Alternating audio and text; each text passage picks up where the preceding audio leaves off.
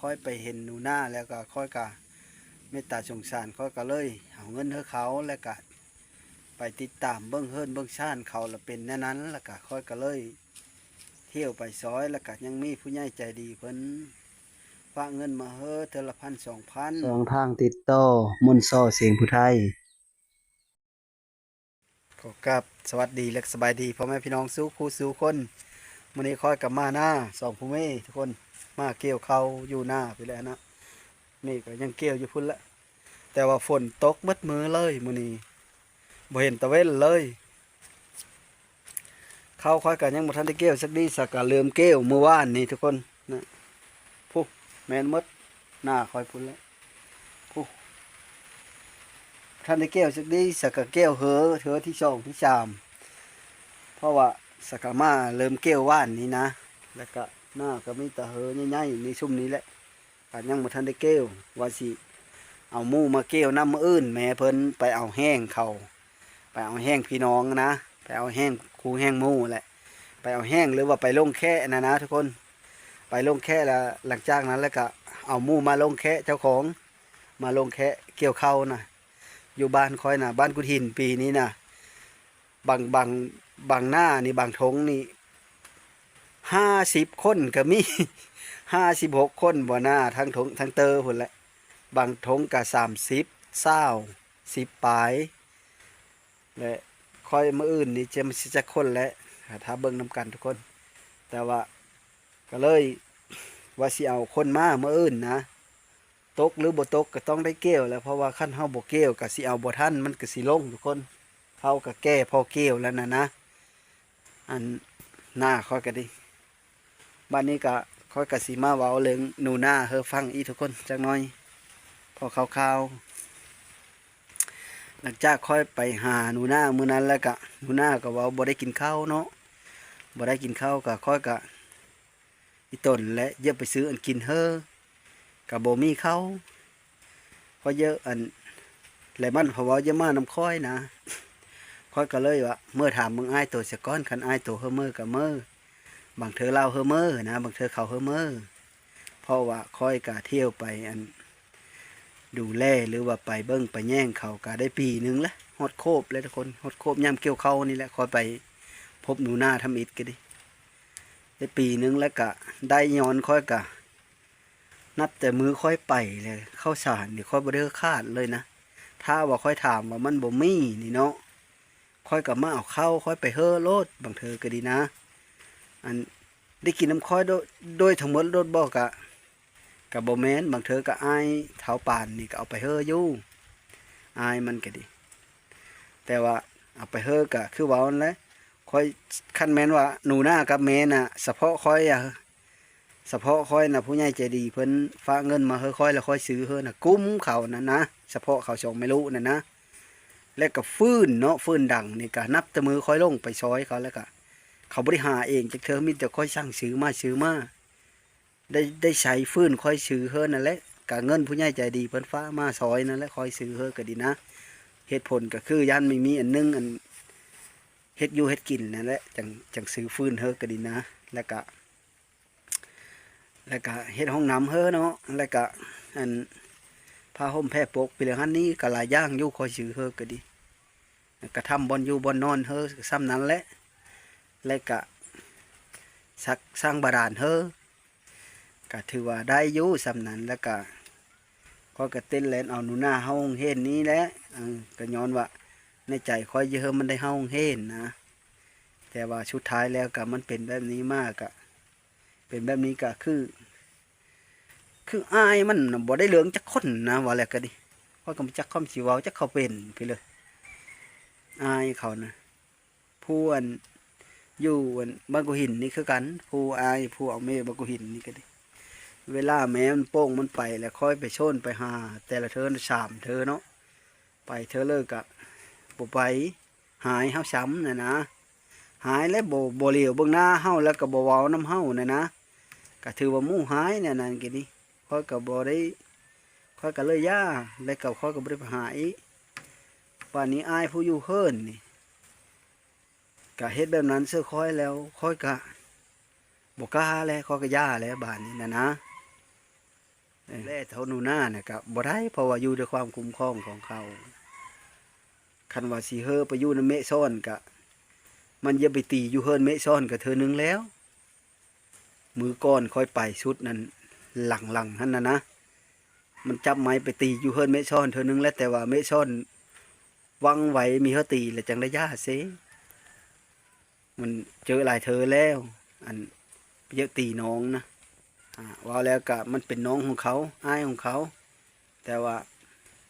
เฮาผู้อันไปเห็นแล้วก็บ่ได้บ่ซอยได้ทุกคนเลยบ่ได้เพื่อก็ตามลูกเพื่อก็ตามแม่เพื่อก็ตามถ้าว่าเห็นเขาตีกันอยู่นี่เฮาต้องได้ไปห้ามไปเว้าเฮาเห็นแล้วก็ดีนะหรือว่าสิเป็นเลิกกันแล้วแต่เฮาต้องได้ห้ามได้เว้าซะก่อน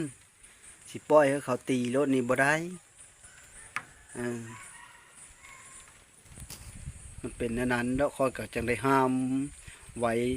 ดึงเห็นฉลิวไปอย่าฟาดอะไรนี่แหละจักทึบ่ทึหั่นนะแต่ว่าค่อยก็แนมบ่ทันเพราะมันหมุนกระโตค่อยได้มันปิ้นแหลนอ้อมค่อยน่ะนะ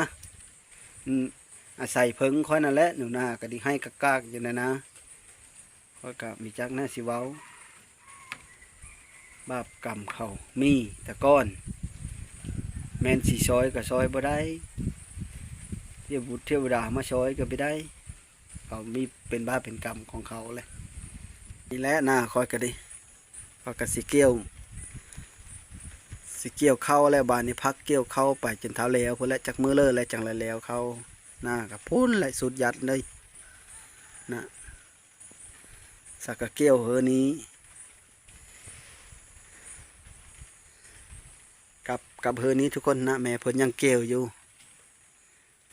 จักมือแล้วจังแล้ว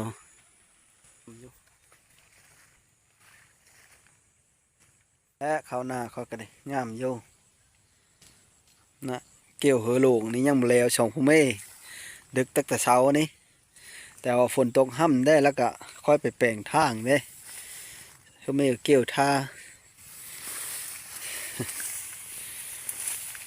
เกี่ยวแบบนี้นะเกี่ยวมัดแปะไว้นั่นนี่ใส่อันเพื่อมันแห้งไว้นะเพราะว่าฝนตกอยู่ตลอดแบบนี้เกี่ยวแล้วก็มัดแปะกระเฟืองไว้มันแห้งแล้วจังถือนะบ่งามเบลออันฝนปะห่างๆอยู่นะเกี่ยวเข้าผู้เดียวเป็นเลอะเฮ้ยมันหลมดอนนี้นะ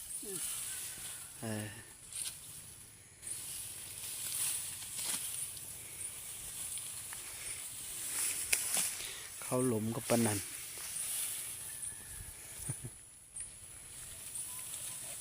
ถ่ายเอาผู้อื่นกับเขาหายถ่ายเอาเมฆพระเจ้านี้ยิ้มได้เฮ้ยนั้นพ่อยิ้มนะเกี่ยวได้เนี่ยนั้นพ่อยิ้มนะโก้ยไปเลยแหละนี่เสียพอก็เกี่ยวอยู่พุ่นละทุกคน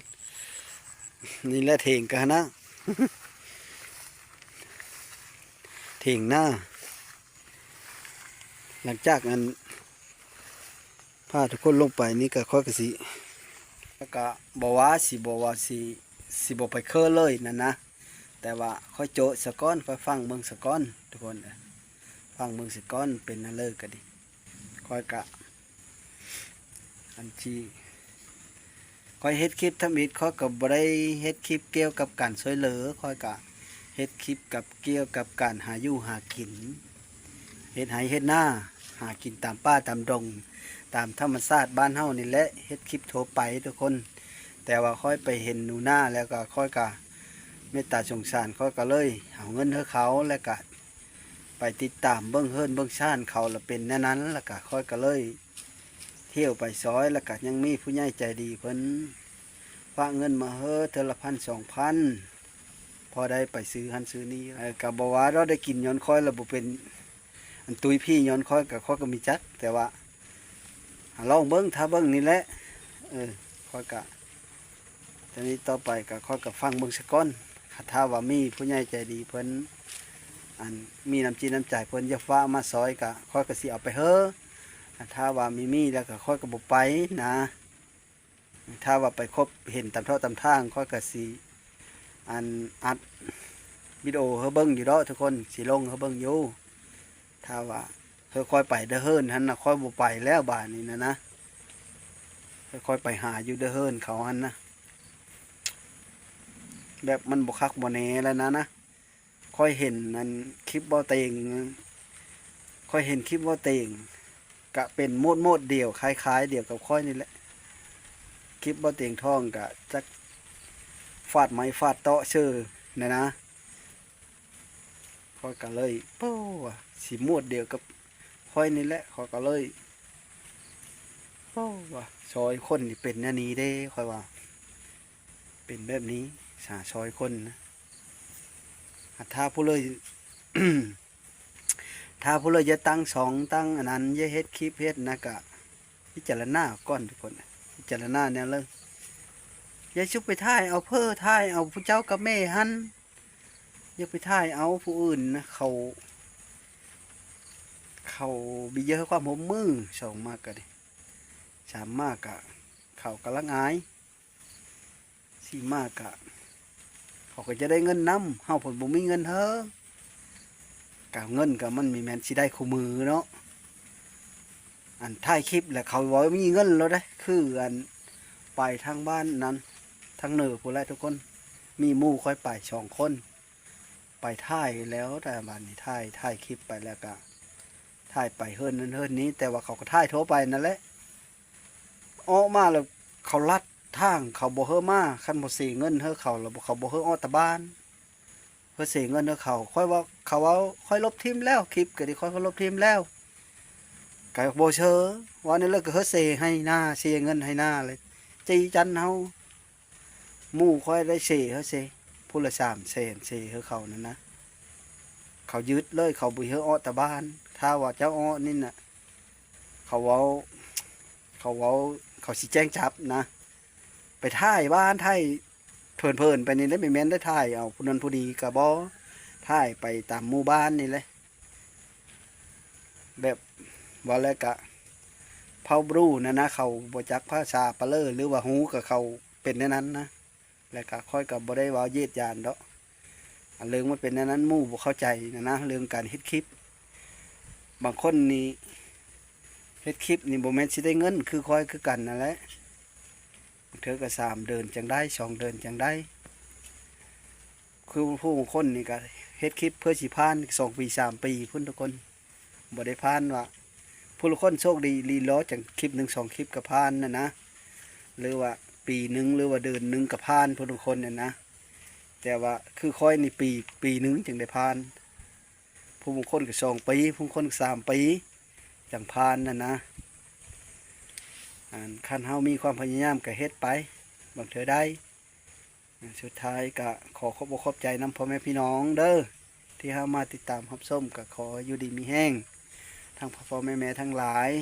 แล้วก็น้าสาวเอ้ยเพื่อก็ดีที่เฮามาติดตามรับชมก็อยู่ดีมีแห้งสุขุสุขคนเด้อสบายดี